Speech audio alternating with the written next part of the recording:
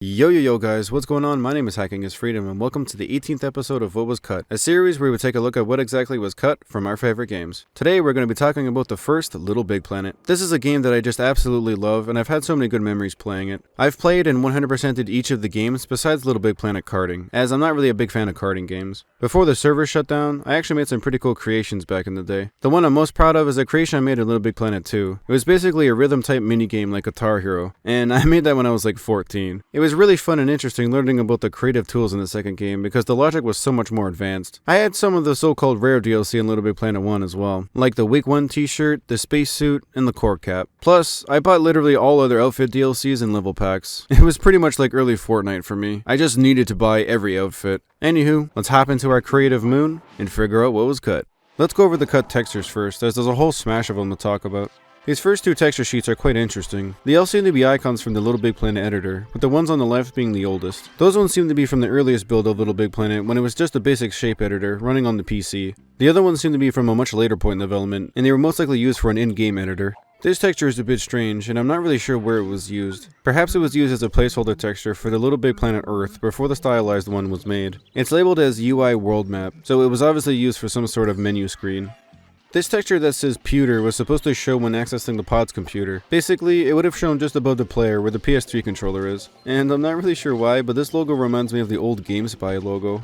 It's rumored that this fluff icon would change colors, and apparently it was used as an early prize bubble icon. I can't confirm that though, because there's no gameplay or footage of this left. I personally believe this was used as an earlier resource icon when LittleBigPlanet required you to collect resources before building things. It's labeled as resource icon, so that's my pretty obvious guess.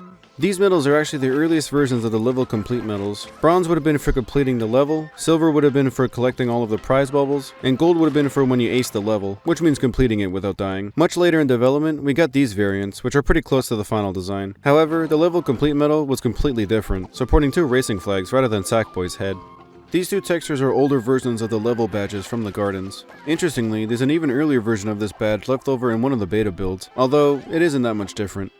This texture you may have actually seen before. This Media Molecule logo was used as a placeholder level badge. The reason I say you may have seen this before is because this level badge was used all around MM's Creative Earth. I can't confirm that they used it on LittleBigPlanet 1 though, but I know for a fact they used it in LittleBigPlanet 2. There's another MM logo that goes unused, but this one's a bit stranger. This one was used specifically for the introduction level of LittleBigPlanet, which you can actually see here. Strangely, the file was labeled as PC Placeholder Costume, so this must have been used as a placeholder for a costume icon very early in development. These two textures refer to the scoreboard, but I'm not really sure how they were going to be used. The group icon kind of looks like it would have displayed the number of players used to complete the level, and the other one looks like it would have been shown if a player beats another player's score. This texture of Arnold Schwarzenegger's face from the movie Total Recall is used as a placeholder for any item in your pocket that doesn't have a proper icon.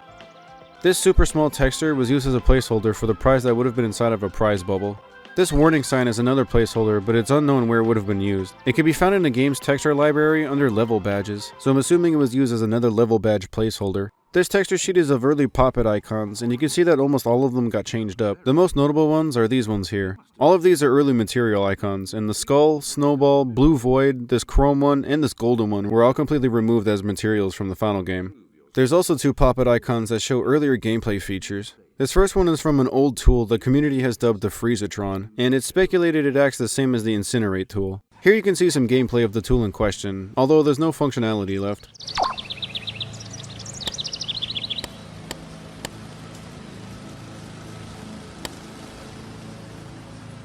This other Pop-It icon was for the now removed Image Import tool, where you could basically upload any picture from your PS3's hard drive and have it as a sticker in LittleBigPlanet. This feature was actually added in patch 1.02, but it was actually made inaccessible due to concerns of players importing explicit content. However, it can still be used in a debug build, which you can see here.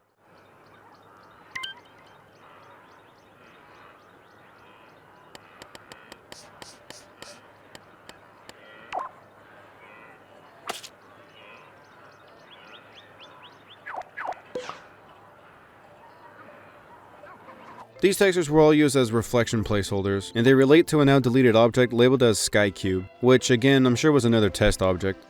This space texture was used for the background of the pod in various early builds of LittleBigPlanet. It can be seen in this footage here, as well as various footage from TGS 2007.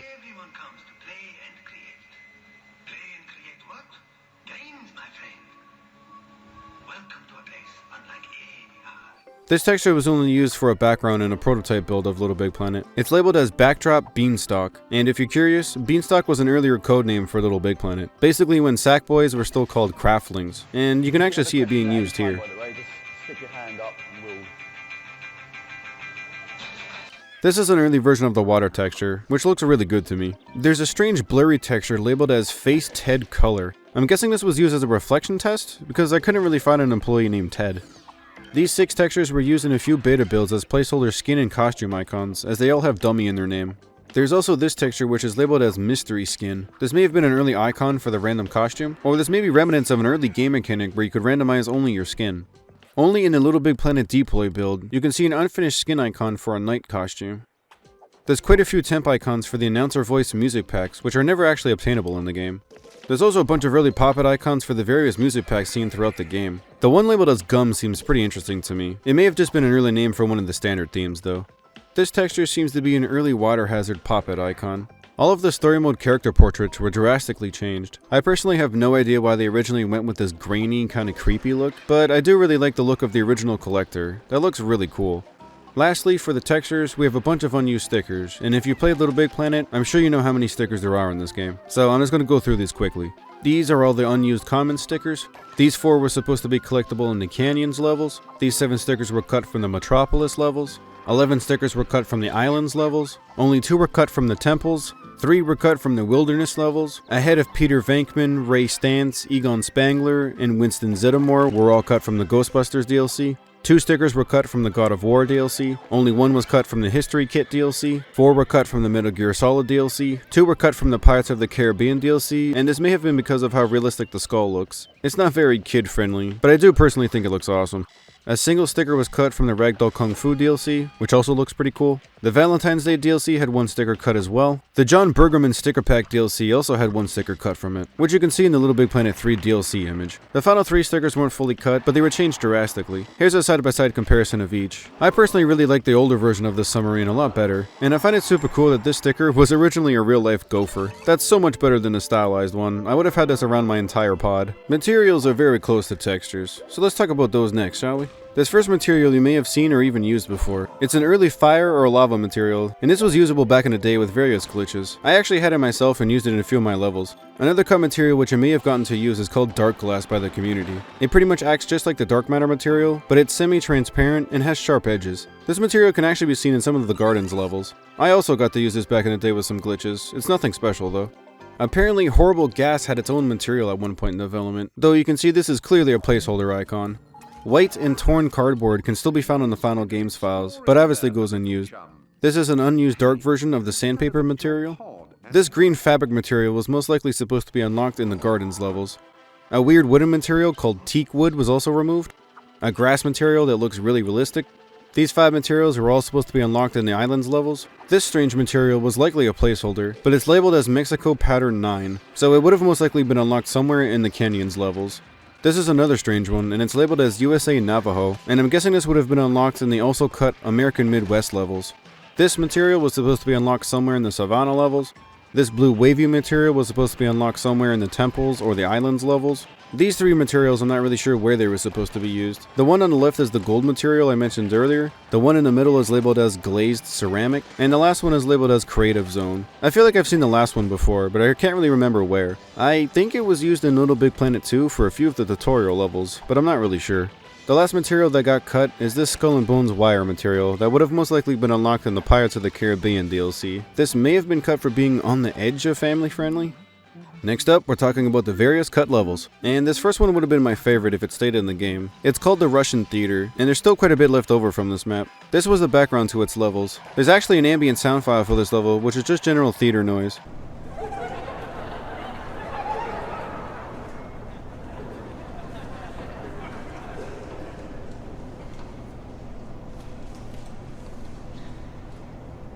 And the music theme for this level is here too.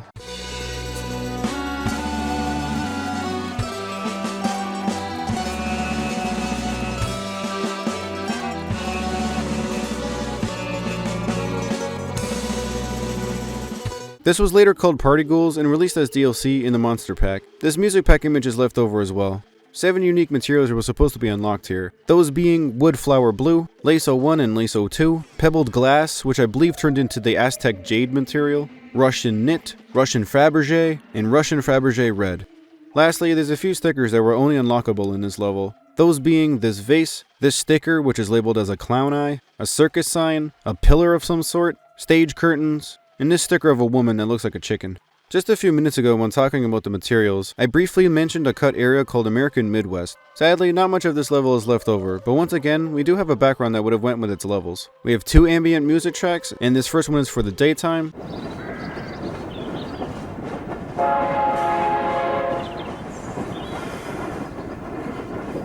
And this one's for the night.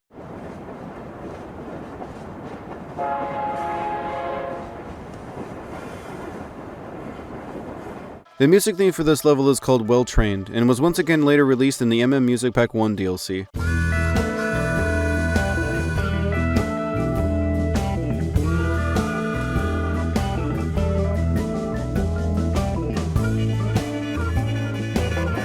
But this was the original Music Pack logo. These 4 materials are the last things left over from this area, and they're labeled as tartan leather, cow fur, Midwest boots, and Midwest denim.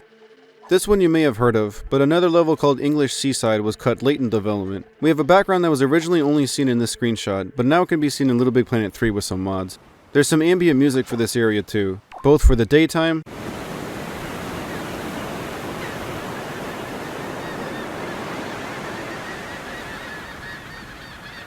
and the nighttime as well.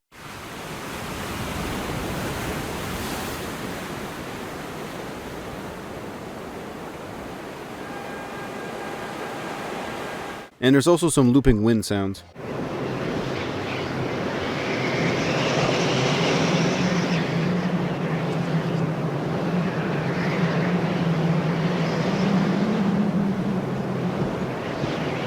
Here you can see English Seaside was going to have at least 3 sub-levels. Out at Sea, Sandcastle, in the Depths. I believe that sound clip you just heard of Wind was going to be used for the Out at Sea level. There's even a level icon left over from an older beta build, but this is obviously just a temp texture, as it's very similar to the temp texture used for the Gardens levels. This GIF here is literally the only piece of evidence that we have that actually shows one of the levels being played. This other picture is from another English Seaside level, and that's literally it for actual photo evidence. Oh yeah, I almost forgot to mention, the music theme is here too.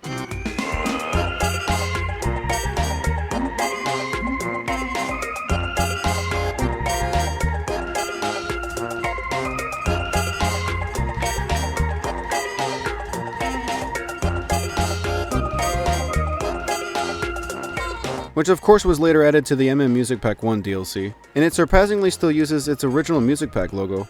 These 6 materials were going to be unlocked in the various levels of English Seaside, and they're labeled as England Blue White Stripe, England Red White Stripe, England Rope Net, England Rubber, England Metal Rusted, and England Metal Rusted Painted. Finally, English Seaside has a few cut stickers, and the only 2 that are interesting are these 2 placeholder ones. A lot of English Seaside's content got reused in various parts of the final game, and it almost seems like this was adapted into the Parts of the Caribbean levels. The last story mode theme that was cut is an area called Japanese Akihabara District, and this one sadly has the least amount left over. However, I'm sure this was just later reworked into the islands. Anywho, we once again have a background for this area, which I think looks really cool. It's clearly unfinished, but this is based off of the real-life Akihabara District in Japan, which is basically a huge shopping district with tons of tall buildings and neon lights. There's actually some ambient sound left over for this level, which kinda sounds like an empty street late at night.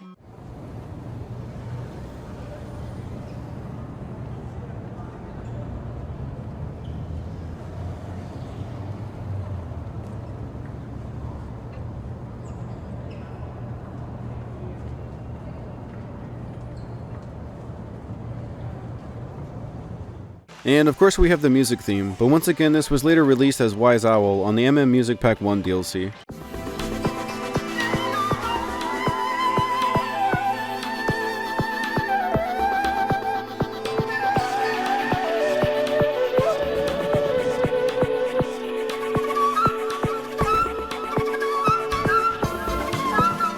These 4 stickers were also going to be unlocked somewhere in the district, and this strawberry one was actually seen briefly in this 2007 E3 trailer.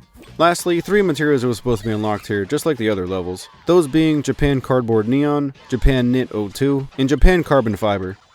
For some strange reason, the Hassan Sackboy Fragrance DLC has a level associated with it. There's nothing in the level besides 2 blue squares and models for level gloves, as well as a chicken wings costume piece. This may have just been leftover remnants of testing.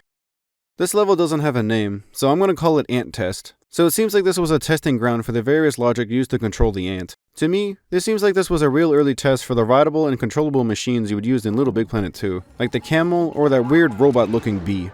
This level was only shown by Media Molecule in their 10th anniversary stream, and it seems to be an extremely early version of a level from the Canyons. It's pretty cool to see something like this. Apparently this was their test pitch level, and the reason it's basically all white is because they didn't have access to a lot of assets. Take a listen. We knew what the theme was going to be. We knew it was New Mexico, and we wanted lots of the Day of the Dead influences. Yeah. We wanted lots of the skull faces, not the sugar skulls, and all the big painted stuff. We couldn't do, we didn't have a huge number of textures at the time.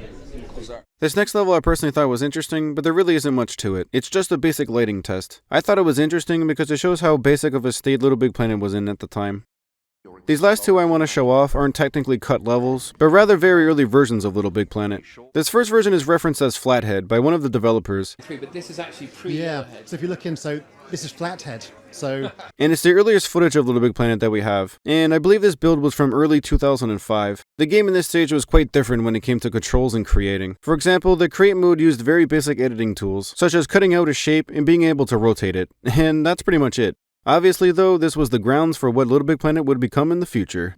Lastly, we have a slightly newer build, and this one is codenamed Yellowhead. This little guy may actually look familiar to you. That's because they made him a collectible outfit in LittleBigPlanet, which you can unlock after acing the final level.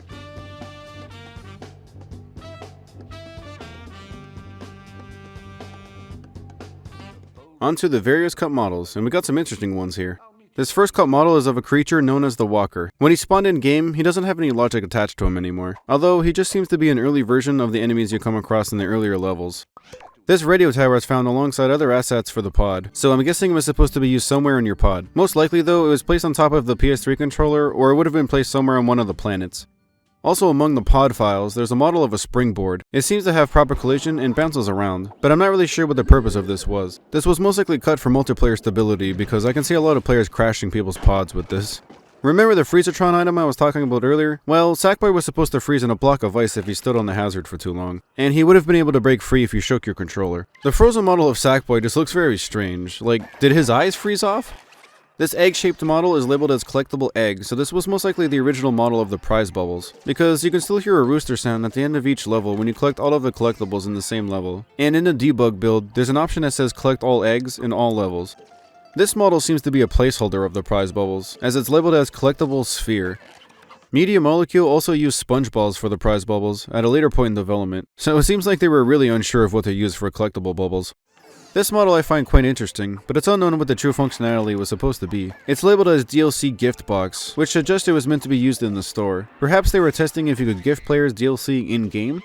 This model is apparently another DLC item, as it's labeled as DLC Bubble, and I assume this was going to be given to the player in one of the level kit DLCs. A model like this is used in-game, but the base is separate from the brain. This model here is of a glue splotch, and it was meant to be used to fuse objects and items together. This was changed to just holding down the X button in the final game. This model seems to be an early version of the motorized bolt, as it's labeled as joint pin motorized. Here's an earlier version of a lever, with the only difference being it was originally all wood, unlike the final game where the top of it is sponge. This was most likely changed because players didn't know it was grabbable. These two models are earlier versions of the bull and meerkat objects you see in the Savannah levels. The bull is just lacking its stickers, and the meerkat object, I'm not really sure what's different, it just looks like it has earlier logic. These 5 models are of various developers, and they were supposed to be seen in the Metropolis levels. Here's an early model of the camera zone object. It seems to be untextured and a bit smaller than the final version. These two models were supposed to be objects unlockable in the Incredibles DLC, but they got cut for whatever reason.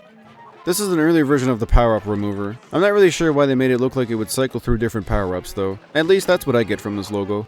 This model of an eyeball was supposed to be given to the player as a decoration in the Monster Kit DLC, but I'm sure this was cut for being a bit too edgy. Finally, there's an earlier model of the global lighting tool, which is actually still left over in the game's files, and this could be seen in a lot of older footage. It's outfit time, and we actually have quite a lot to talk about.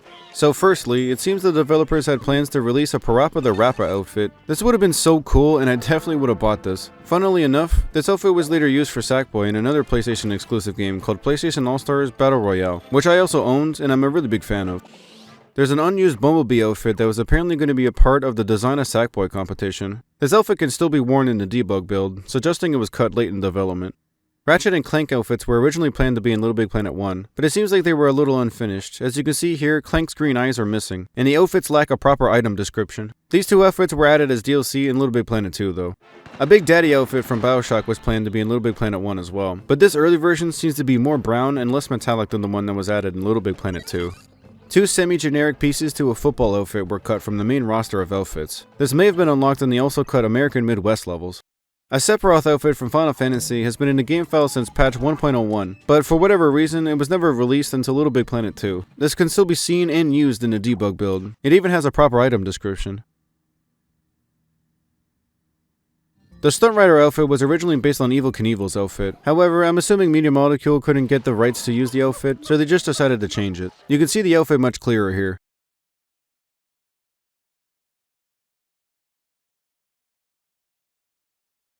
The Toro mask was changed from the final build as well. She originally had her eyes closed, which I personally think looks a lot better.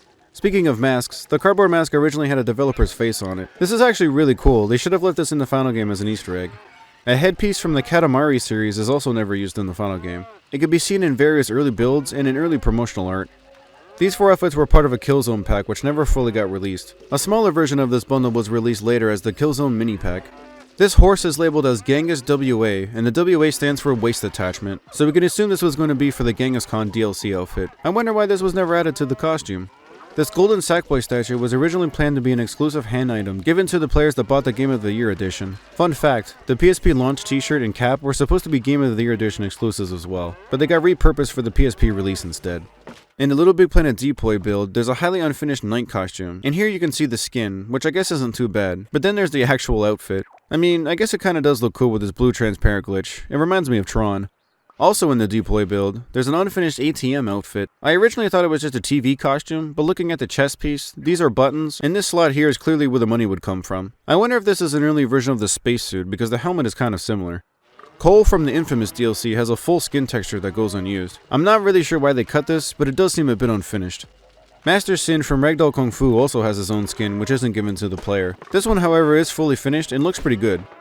Thor also had a unique skin texture that wasn't used, and the coolest thing about it is the little Swedish flag tattoo on Sackboy's arm. And the leprechaun outfit given to players for St. Patrick's Day also had a unique skin. That's what I can kind of see why they didn't use, because personally I don't think it looks all that good, and what type of leprechaun has green skin? There's also a crash test dummy skin that was supposed to be unlocked in the base game. Sadly, there's no other outfit items relating to this skin. There's an unused movie director outfit that can be found in a folder labeled as Machinima, so this was likely planned to be a special outfit given to players that won some sort of contest featuring Machinima. This can still be seen and worn in the debug build, once again suggesting it was a late cut. I've saved the coolest ones for last. These two pins, I believe, were used before the prize crown was made, or they could have just been for Media Molecule developers only. I'm not really sure. Finally, the prize crown was pretty different in older stages of LittleBigPlanet. It was a lot smaller and had less jewels. I'm kinda conflicted though, I don't really know which one I like better. The final game's crown is so massive, it makes you feel like a boss while wearing it. But I feel like the smaller crown makes you feel more like royalty, like you don't need to show off, you know? I think it would also be easier to make good looking outfits with the smaller crown. Let me know in the comments which one you guys like better. Do you hear that? It's time for the unused audio. And this time around, we have a lot of cut sound effects, so let's start with those. Remember the Freezatron? Well, all the sound effects we're going to talk about first are related to that hazard. So this first one is for when the player gets frozen.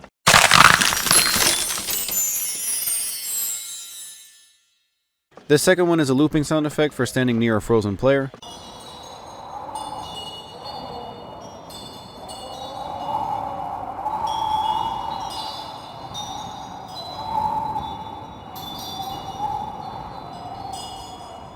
There's a few tinkling sounds for your Sackboy trying to break out of the ice, as well as some ice chipping sounds. There's a teeth chattering sound, presumably for when Sackboy gets frozen. And finally, two sound effects for Sackboy breaking free from the ice. We also have two sound effects for incinerating an object, and two for unincinerating an object. This one is a strange sound effect of Sackboy's eyes popping off, which is actually used for something, which you'll see in a bit. This is another strange sound effect labeled as Reveal Spin. Yet another strange sound effect labeled as trophy down, and it's believed this was used at the end of a level for the scoreboard when you fail to beat someone else's high score. This one isn't all that weird, but it's labeled as Crazy Contraption 01, and it's unknown where this may have been used. There's a different version of the pod music still left over in the files, and funnily enough, this is the exact same song the developers used for the pod's music in LittleBigPlanet 2.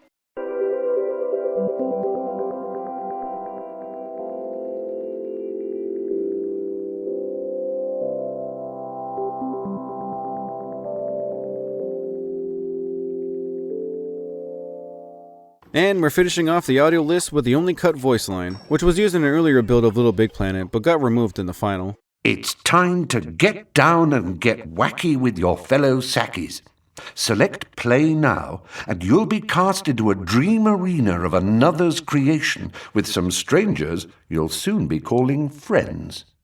As we come to the end of the video, it's time for the various oddities I found throughout the game. Did you know Sackboy has a unique death animation when he gets electrocuted? Sackboy normally pops before this animation can be seen, and this is actually where that popped eye sound effect was going to be used. Sackboy also has a unique animation for dying in the horrible gas. Once again, Sackboy pops way too quickly for this animation to be seen. For some strange reason, there's 3 developer portraits hidden out of bounds in the story level jetpack tunnel. The only way to see these developer portraits is to use a glitch to load story levels in create mode, as these portraits are hidden on the back layer. If you're curious, these portraits are of Rex Crowe, Alex Evans, and Paul Holden, and they could be seen much better here. Like I mentioned earlier, it seems Media Molecule went pretty hard on the family-friendly censorship, as the Party Ghouls soundtrack that released in patch 1.12 originally had a red background, but it was changed to green in the very next update, which was patch 1.13. They also changed the Monster Kit costume pack in the same update, removing the so-called blood from the vampires' mouths.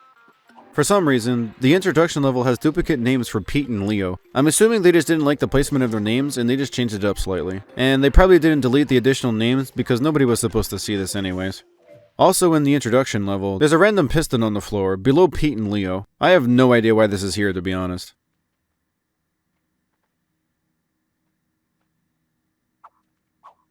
In the wedding theme, specifically in the darkness level, there's 2 strange oddities. The first being that for whatever reason, this level uses a blank background, and directly under the scoreboard, there's a random block sitting down here.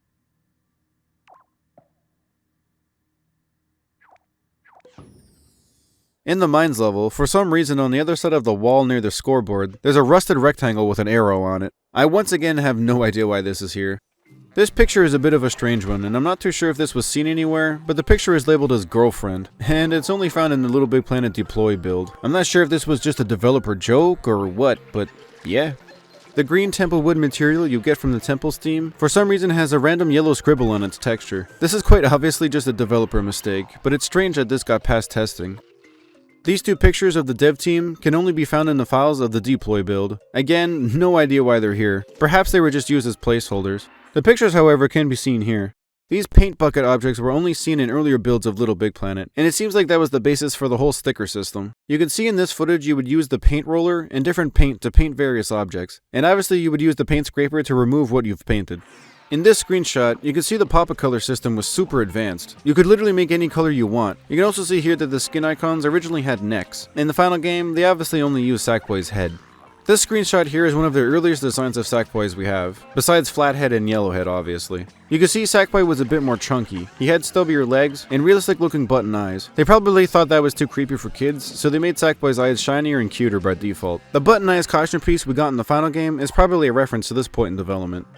The last oddity I have for you is this clip showcasing the original floppy mechanics of LittleBigPlanet. One of the developers in this video states that this was their first attempt at physics, and they reused the physics from cloth clothing. And that's all I have for the original LittleBigPlanet. This game had so much removed and changed, it's honestly crazy. And there's still more I didn't even get to show you guys. But I sincerely thank you for making it to the end. I know this one was a long one with a lot of information. But thank you all so much for getting this channel to 10,000 subscribers. This is a huge personal milestone for me. And all this happened within roughly 5 months of returning to my channel, after a lot of unfortunate outcomes, which led to a 4-year hiatus. I truly mean it when I say your support is what keeps me going, so thank you all. I had a wedding to attend to last week, and just after that, I caught a nasty cold, which I'm sure you guys can still hear, but that's why this video got delayed. I just had no energy, and I felt terrible. I also just noticed I recently got a copyright strike from EA on my Skate 4 video, which could mean a few things. 1, Skate is much closer to release. 2, the channel is growing and EA happened to see it because it was already up for 6 months prior. Or number 3, which is the most likely cause, it was because I had monetization on it. Not really sure why I did that originally, but I definitely forgot about that.